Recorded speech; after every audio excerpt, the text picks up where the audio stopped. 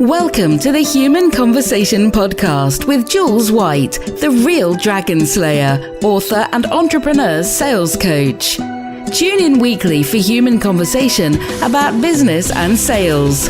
Enjoy business expert interviews, educational episodes, and virtual cuppas with entrepreneur business owners. So grab yourself a cuppa and enjoy. Here is your host, Jules White.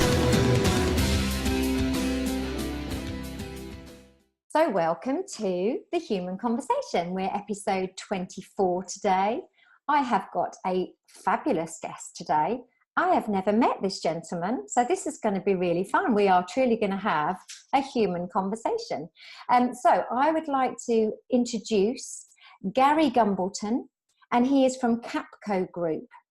Gary, welcome to the Human Conversation. Thank you very much for inviting me in. Well, it's great to have you here. You did send me a little note about what we might talk about today, and we'll come to that. But first of all, tell us about your company, Capco Group. What do you do?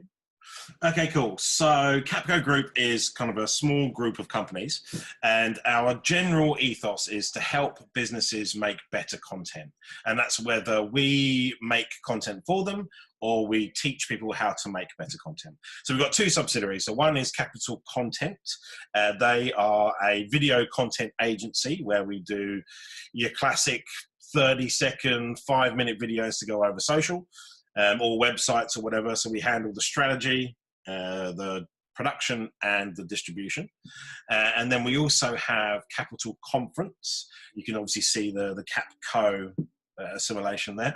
Yeah. Capital Conference is an events company, and it has two arms. One, we put on our own events. So we have kind of our big annual event, which is called Not Another Marketing Conference. And then we have kind of other live, we do live conferences as well. And the other arm is that we help people put on their own events. So if a company needs to host a client breakfast, for example, we can kind of handle everything or a small amount. You know, we'll manage the whole logistics of it all. So that's the Capco Group as a whole. Me being the founder, and I have a bunch of people kind of help me running the business as a whole. Fantastic. So I guess my next question naturally feels like it should be, so how did you get to be in this area of business? You know, what happened before that? Where did you come from, Gary? Yeah, where did I start? That's right. So it's funny, I had this epiphany, like a work-based epiphany when I was about 25, right? And up until 25, I was a bit of a scrope. I was kind of a removal man. I worked in retail. I had kind of like the low-end jobs. But what had happened is I went to work for BT for a few years, kind of selling mobile phones. And this was B2B, business to business. And then I left BT to go to work for Vodafone Global. And it was what was called an on-site coordinator, where I would go into the likes of HSBC, Goldman Sachs, Lehman Brothers when they're around, and kind of be the support desk for these massive banks. And, you know, I had probably 10, 15 accounts actually in the city. And I kind of got this global buzz about myself, right? Because I was dealing with all these massive global brands, and I was working for Vodafone as well. What I had was this epiphany that I wanted to be a GM of a creative organization in 10 years, right? Mm-hmm. And Vodafone had this thing called a BHAG, a big, hairy, audacious goal. And it's supposed to be a goal that you can't reach. So you're constantly striving, you're constantly trying to challenge yourself to get to this massive goal. And yeah, at 25, I was working for Vodafone, and then I thought to myself, right, to be a GM, obviously I now need to kind of climb the ladder. I was a creative by heart. I played in a band for years, released a single and stuff like that. And I'd always kind of I did artwork on Photoshop, made posters and stuff. So I was generally, I thought of myself as a creative. I left school at 16, so I didn't have any qualifications really. I didn't go to uni or college or whatever. But what you do when you come out of school when you've got no qualifications is sales. So that's where I kind of went and sold mobile phones, you know? So yeah, what I had to do in my first step in becoming a GM of a creative organization was to get international business experience. Okay. And that kind of, you know, the first one had to be an English-speaking country, just to make it easy for myself. And that kind of limited it to America, Australia, or New Zealand. And America is like Fort Knox. It's very difficult to get in. Australia is one of those places where if people say they're going traveling, what they mean is they're going to Australia for 6 months. And I didn't want to be that person. I didn't want to be that guy to say, oh yeah, I'm going to Australia, kind of stuff. So that ended up being New Zealand. And I found this job working as a small business account manager on the Global Careers website. 6 weeks later, they relocated me out to New Zealand. Wow. Yeah, which was amazing. It's a tropical island. It's 10 degrees warmer throughout the year than it is the UK. There's only 4.5 million people. It's an amazing place. Yeah. And I was really only supposed to be there for kind of 2 years. And I moved over May 2008, and literally 2 months later, the GFC hit.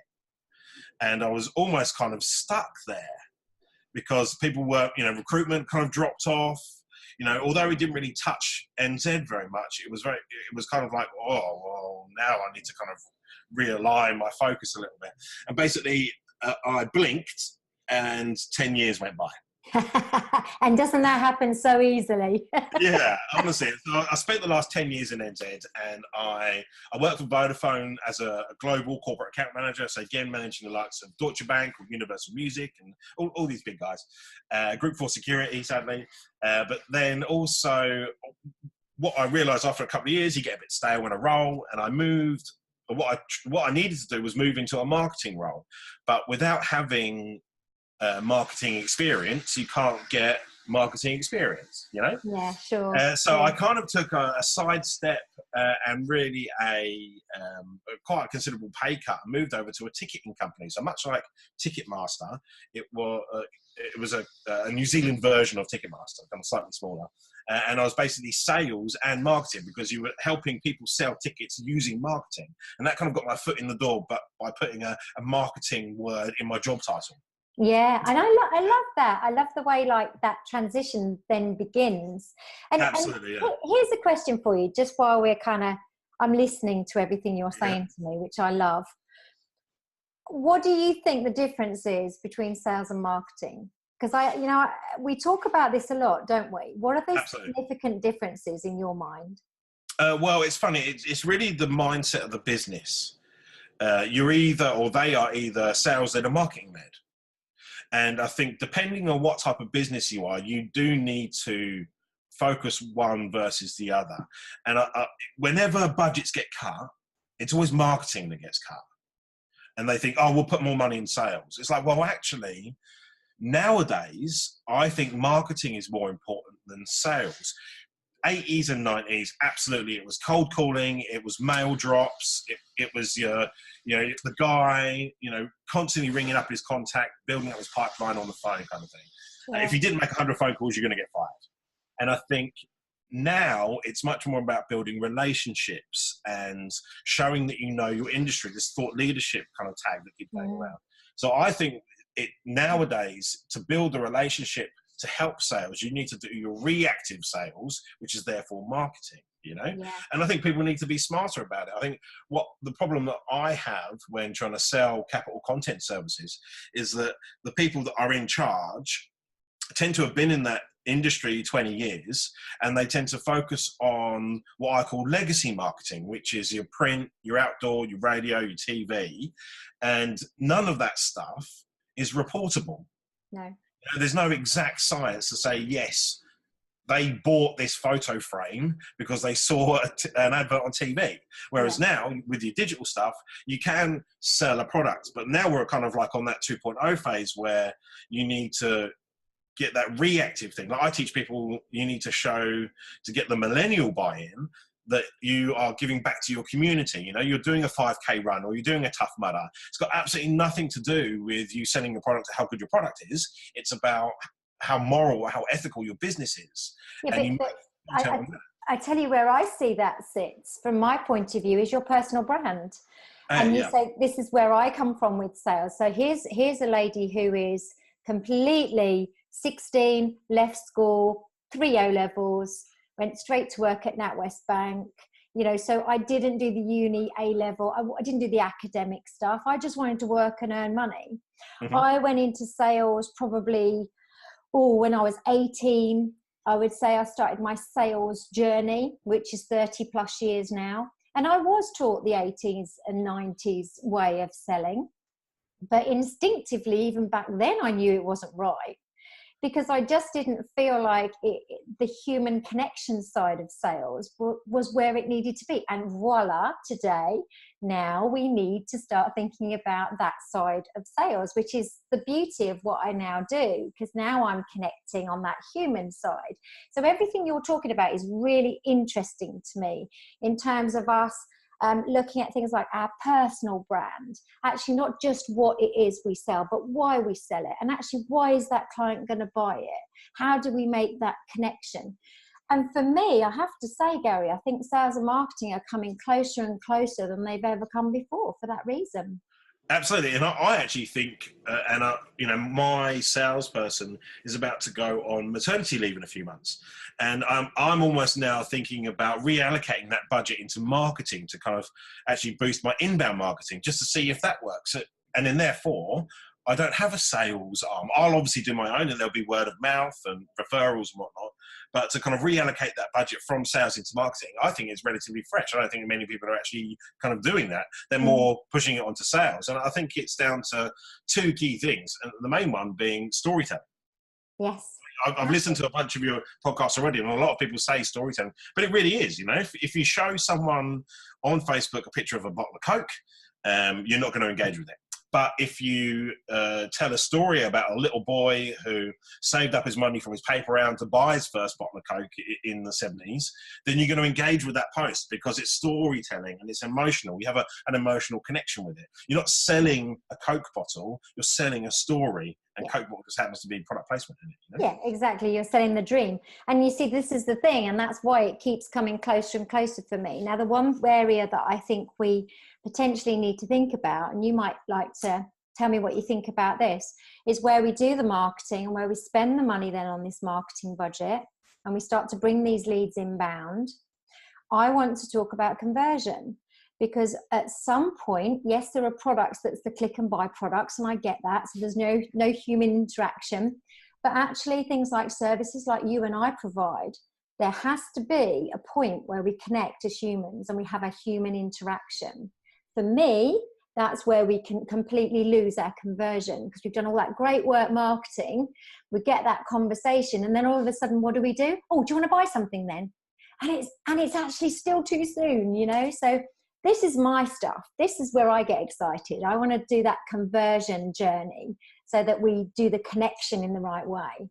Absolutely. And I think what helps with the conversion is the reactive marketing. So the podcast season that you've got going on, the book, it's like I said, the reactive stuff. They'll go to your website and they'll go, oh, actually, you do know your stuff outside of you trying to sell a product, Yeah. And it's about, and it's a classic sales thing, but it's about problem solving as well. Before you even approach somebody, you need to be selfless and think about what their problem is. We had some great traction a little while back with food trucks. And what we thought was January, February is kind of the music festival announcement period. All of the festivals are now being announced, but these festival directors haven't yet sorted out what their food trucks are. So we wanted to kind of get ahead of the game and solve a problem that the food trucks didn't know they have yet. It'll get to kind of March, April time where they'll go, oh, we now need to have some content to get in front of these festival directors. So we then, what we've done is we've found a problem in the market, we've solved it for them before we've even approached them, and then in the contact that we've gone to them, we've said, hey, we can solve this problem that you didn't know you had. And the return on that has been huge. We've had so much more engagement, other than just going to any other normal business, say, hey, we think you need video content. It's solving someone's problem before they know they've got it has worked tenfold. It's been unbelievable. Yeah, and what you've done again is what you've done is you've stepped inside the world of the customer, okay? And this is the other bit for me, is where, the selfless, you mentioned selfless, being selfless. Yeah. Such a great way to describe it. It is not about you, Gary, and it is not about me, Jules. It is about what our customers are experiencing, that pain and the challenge. But the bit people forget and don't really master is that stepping into their world and really understanding how they're feeling, you know, that kind of emotional connection to it. You're going to be in real trouble in a minute when you haven't thought about how to market to these music festivals. Yeah, we've already thought about that for you. Yeah. That's the magic. That's amazing. And I love it. You know, already I'm thinking, bloody hell, this guy is fabulous. I need to work with him. Yeah, one key thing. So I had this kind of weird sales training years ago. Like, it was like this sales guru kind of guy. And basically, one thing that I pulled away from it was, if you're doing cold emails, which is still kind of a major part of most people's business, if you're doing cold emails, really the first 3 emails should have 0 sales. Absolutely. Because you're trying to build up a relationship. Yeah. And actually what you should do is find a relevant article and go, hey, Joe Blogs, I found this article that was really, you know, real insightful for your business. Have a check, catch you later. Yeah. And then set a reminder in your CRM for 3 weeks later, finding another article. And those first 3 are the completely selfless act. And then on your 4th one, then you do your call to action. Hey, can we catch up for 15? Can I buy you a coffee? You know? Yeah. And so it's all about, like I said, storytelling and, that selfless act. And that's part of that video content piece where I, you know, the thought leadership, people, the tips and tricks on how to do what we do as video content. That's that selfless gift to somebody. Yeah. They can't do it. You know, if you said, oh, this is how you do a podcast, you're not training them exactly how to do a podcast and therefore taking business away from yourself. You're just showing that you know how to do it. And they then go, oh, they know their industry more so than selling their products. And that's when they engage. Yeah. It's absolutely right. And I mean, I follow Simon Sinek from time to time, found out about him, I think 18 months ago. I just suddenly discovered him. And he was saying some stuff that really resonated with me. I thought, this makes sense. This is where I've been doing my sales all these years. This is how I see it. And he did this thing once where he said, you know, you always present, you always lead a team, and you always sell from a place of giving. You never expect anything back. And I think, again, this is where these little nuggets really start working. Yeah, you don't go in thinking it's about me and I need to get something back. You go in to say, look, actually, here's the thing, I can help you. What about this? Without even expecting that engagement yet. You know, that's really great sales, I think, and relationships, let's call it. So I just want to touch on, we had a conversation on LinkedIn, which is where we've met, and in the comments. And you said, I'm going to read it out because I think it's nice for me to read it out. If I can find it, I think I can, because I made a note of it.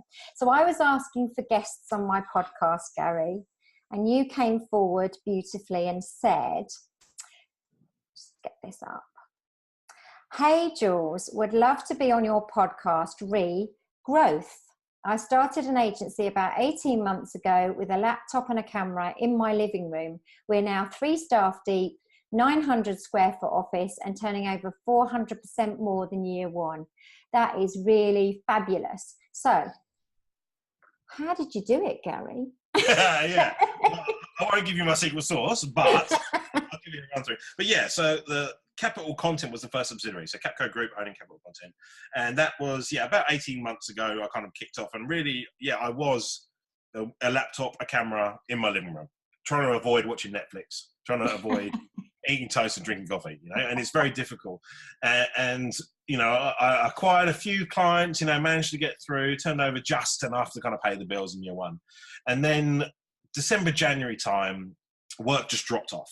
You know, my wife went back to NZ for a couple of weeks on a holiday, jealous, and because she's a Kiwi, I married her whilst I was over there and then came back in. And over that December, January period, there was very little work. I barely invoiced enough to just kind of feed myself. So I needed to look at the model on how I was making content. And really what I was doing was I was making the content. I was shooting, I was editing. If I was shooting or editing, I couldn't sell. Yeah. And if I was selling, I couldn't shoot and edit. So I got to kind of like a, what do they call it? Max, I forget now. It was kind of I just got to a maximum on anything really. So what I needed to do was kind of look at what they call the gig economy, you know, and start to look at my margins and go, well, look, if I'm spending X amount of time and I'm charging myself X hours doing this kind of thing, and then I could pay somebody else to do it. And really what I wanted to be able to do is go from being able to do one job every 2 or 3 days to be able to do kind of 10 jobs in a day. And that the only way you can scale is if you manage the margins as well, you know. So what I did is I kind of built a WhatsApp group of videographers around the country. But it had to be, they had to have a cultural fit as well as a technical fit as well. They had to be the right type of person, because it's very difficult, or it can kind of get away from you if you start employing people very quickly. The culture of the business just kind of gets out of your hands. So what I did was, I set up this group of kind of 10 videographers, and I said to myself, right, I'm not going to shoot and edit anymore. I'm going to be kind of like the creative director across the top, and I'll have a brief and a discussion with any videographer.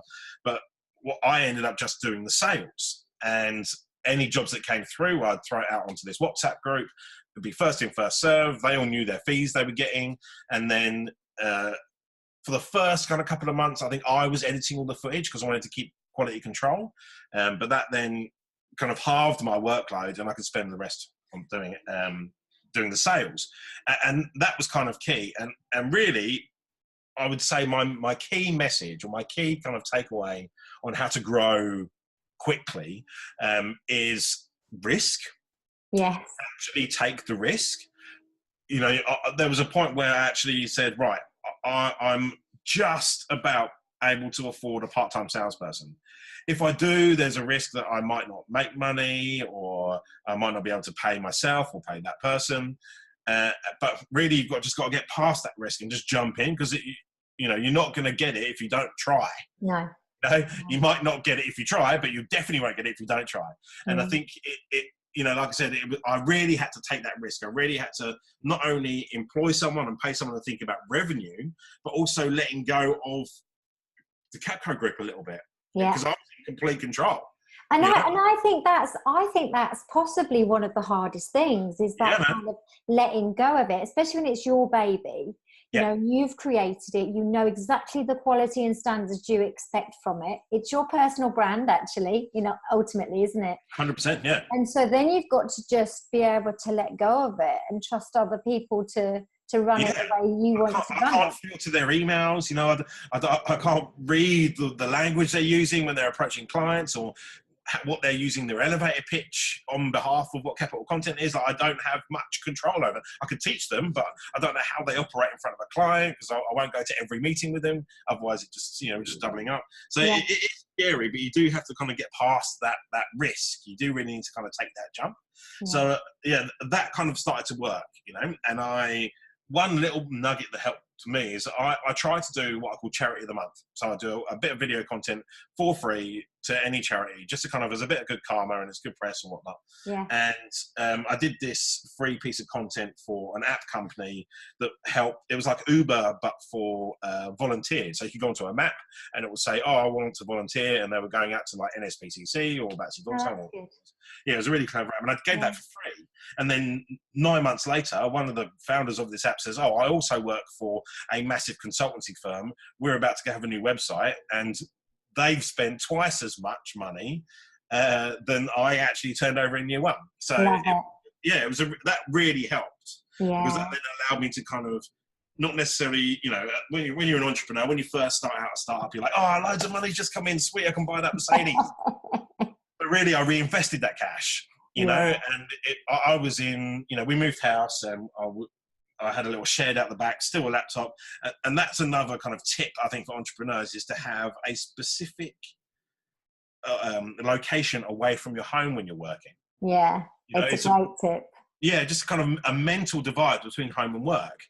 When I was working at home in the living room, absolutely, I'd be in my dressing gown, and I'll be tapping away on a computer, and then Netflix will be on, and that's a 2-hour lunch. Have a quick nap on the couch. But now, now I was a shed in a back garden, and although that was still kind of at home, it was a physical divide. I was still in my dressing gown, but mentally I was at work in this room. It's progression, Gary. Yeah, absolutely, yeah. I was not near the Netflix remote, but. And it became a location. That's where I worked. All my gear was there, and it all started to build up. And then, so then I had kind of 2 major clients. And at this point, I was like, well, look, I've pulled on a part-time salesperson. Now there's 2 people in the shed, and the general working atmosphere wasn't that of a creative agency. You know, you need to have that creative space, not necessarily in your head, but also in your surroundings. And right now, what we've done is we moved to a big barn in near Heathrow, a big 900 square foot barn. There's like exposed brick walls and it's freezing cold, but there's like, you know, there's music playing, there's bean bags, there's, you know, there's an arcade machine, and that kind of fuels that creative mind. Yeah. You know, and that's really the key, because when people want to make video content, they assume, or that they, you know, are not necessarily creatives. You need to have the idea, you need to have the concept, not necessarily just be able to press buttons. And that's what I do specifically. And I think the move from the living room to the shed and now to the big barn, that's really helped my creative brain kind of expand outside a little wooden shed. You know? Yeah. And so the work you're doing then is content driven work for specific businesses, small businesses, corporates, mixed? Yeah, it ranges. Yeah, well, I do consumer stuff, so I'll do birthdays and weddings, but we also do kind of the small business stuff. You know, the thought leadership, the about us. You know, but then we also do major corporates. So we've done stuff like Cisco, Newton, Brighton University. You know, we'll do anything, but really it all boils down to an objective. Everybody has an objective. Yeah. It's about achieving that objective using video content. So it doesn't really matter what size they are. They could spend 50 grand a year. They could spend $5 grand a year. You know? Yeah.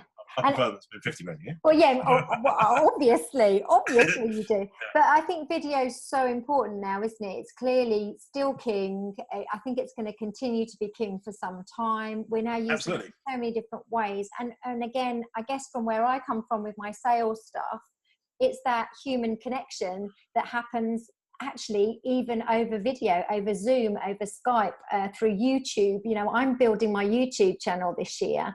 I'm doing it in a completely raw way. I'm editing all my own videos on iMovie. At some point, when I'm really rich, I'll probably come and get you to do it for me, Gary. Absolutely.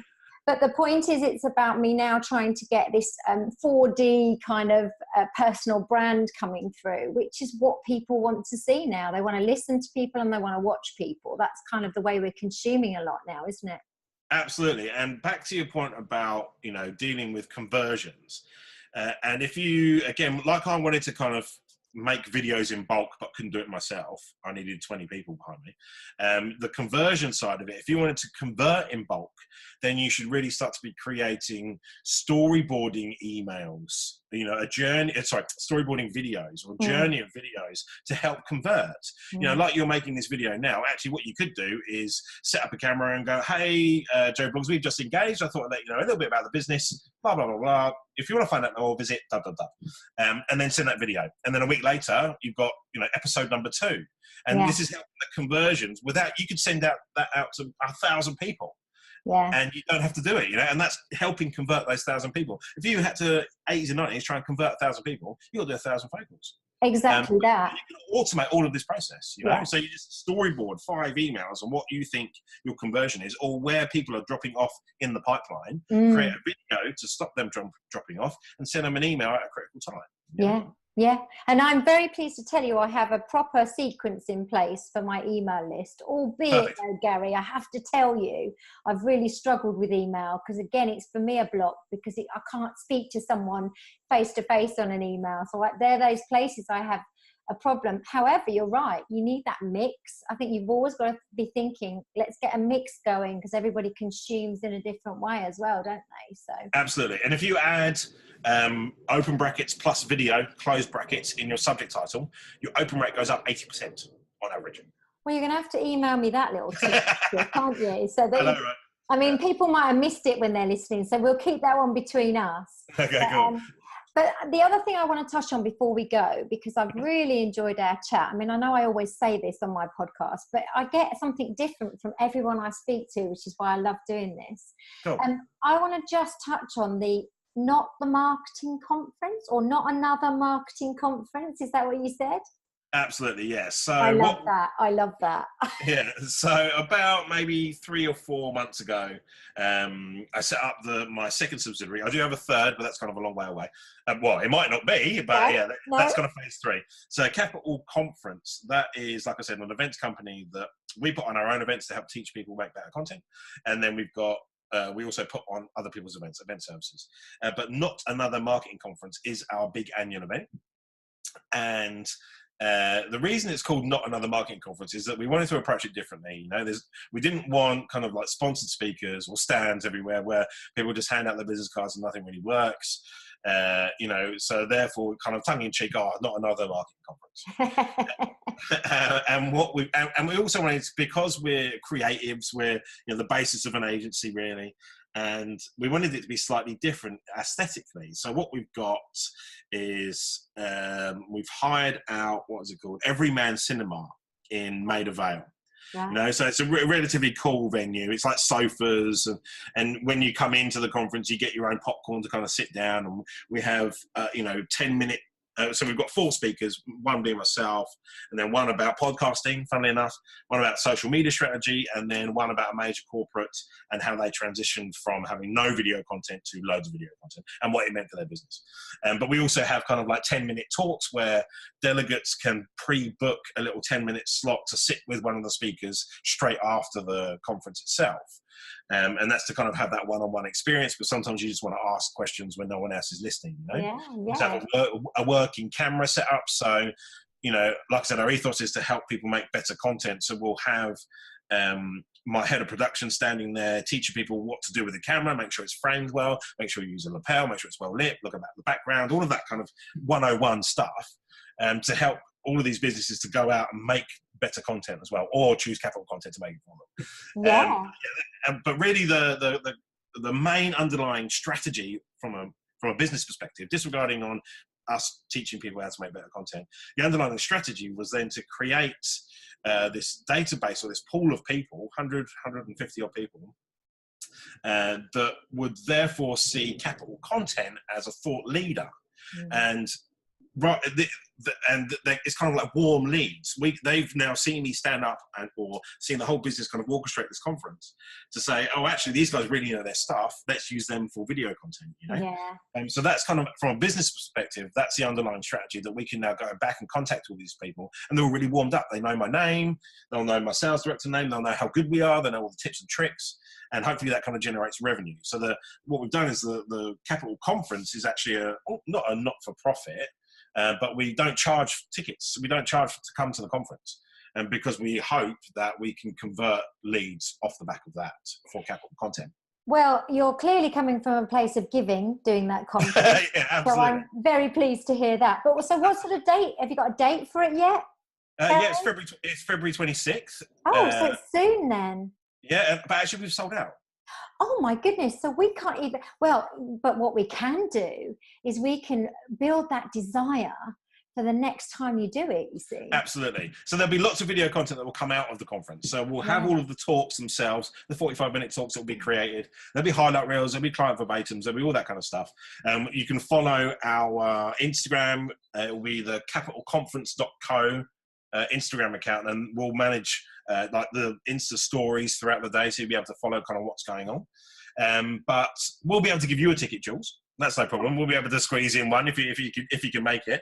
I've got to make myself free now, haven't I? I've definitely got to come and see this.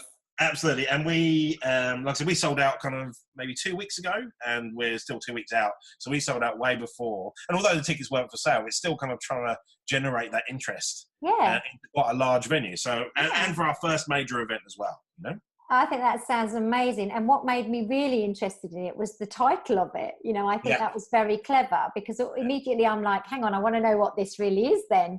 So if it's not another marketing conference, what is it? I really like what you did with that. I mean, you're clearly very creative guys, aren't you? So that's amazing. Absolutely. I've really loved chatting to you. I think maybe there's got to be like maybe a part 2 in a few months' time when we revisit and we find out what the third part of the business plan might be, Gary. Do you think absolutely? Without a doubt. We'll keep it a secret for now. But and again, like, it all kind of ties in to the feeding of the beast of what is Capco Group.